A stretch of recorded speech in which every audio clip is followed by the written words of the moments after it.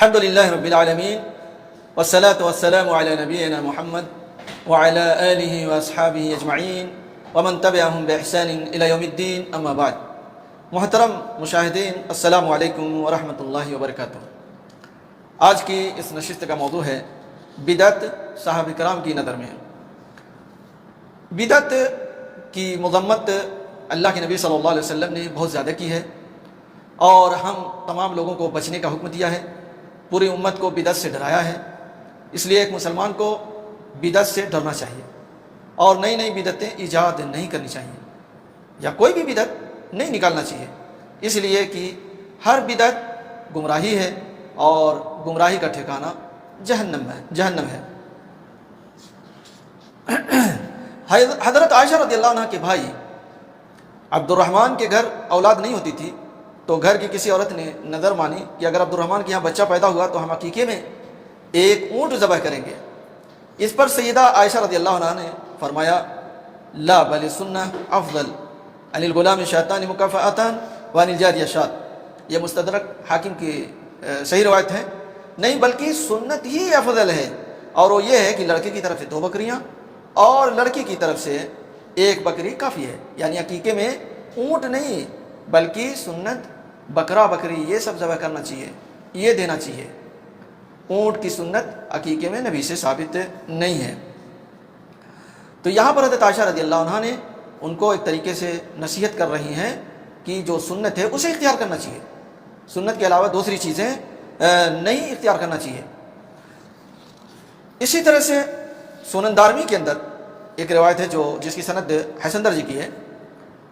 سیدنا ابو موسیٰ اشعری رضی اللہ عنہ سے یہ روایت ہے. وہ کہتے ہیں کہ کوفہ میں کچھ لوگوں کو نماز کے انتظار میں دیکھا، وہ حلقہ بنا کر بیٹھے تھے اور ان کے ہاتھ میں کنکریاں تھیں.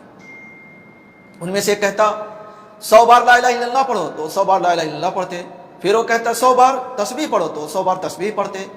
ابو موسیٰ رضی اللہ عنہ کو یہ بات نہیں معلوم ہے، یعنی ایک نئی بدعت معلوم ہوئی، تو انہوں نے عبداللہ بن مسعود رضی اللہ عنہ سے اس کا تذکرہ کیا.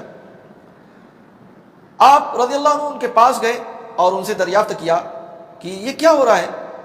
تو انہوں نے جواب دیا کہ ہم کنکریوں کے ذریعے تسبیح و تحلیل اور تکبیر کا ورد کر رہے ہیں. آپ رضی اللہ عنہ نے فرمایا اپنے گناہوں کو شمار کرو، میں ضمانت لیتا ہوں کہ تمہاری کوئی نیکی ضائع نہ ہوگی. افسوس اے امت محمد، تمہاری ہلاکت کتنی جلد ہے. صحابہ کرام رضی اللہ عنہ ابھی تمہارے درمیان موجود ہیں، تمہارے نبی کے کپڑے ابھی بوسیدہ نہیں ہوئے، آپ صلی اللہ علیہ وسلم کے برتن ابھی ٹوٹے نہیں. اس ذات کی قسم جس کے ہاتھ میں میری جان ہے، یا تو تم ملت محمدیہ سے زیادہ ہدایت یافتہ ہو، ان سے زیادہ ہدایت یافتہ ہو، یا پھر دلالت کا دروازہ کھول رہے ہو. دلالت کا دروازہ کر رہے ہیں. یہ لوگ کیا کام کر رہے ہیں؟ یعنی کنکریوں پر لا الہ الا اللہ شمار کر رہے ہیں. ایک آدمی کہتا 100 بار لا الہ الا اللہ پڑھو تو 100 بار لا الہ الا اللہ پڑھتے. پھر کہتا 100 بار سبحان اللہ پڑھو تو سبحان اللہ پڑھتے. پھر کہتا 100 بار اللہ اکبر کہو تو اللہ اکبر کہتے. کتنا اچھا عمل ہے، کتنا اچھا عمل ہے. ظاہری اعتبار سے تسبیح تحلیل کر رہے ہیں، تکبیر پڑھ رہے ہیں، لیکن حضرت عبداللہ بن مسعود کیا کہتے ہیں کہ ایک طریقے سے تم لوگ ضلالت کا دروازہ کھول رہے ہیں. ان لوگوں نے کہا اے ابو عبد الرحمن، ہم نے محض خیر کے ارادے سے ایسا کیا، خیر ہم لوگ چاہتے ہیں، بھلائی چاہتے ہیں.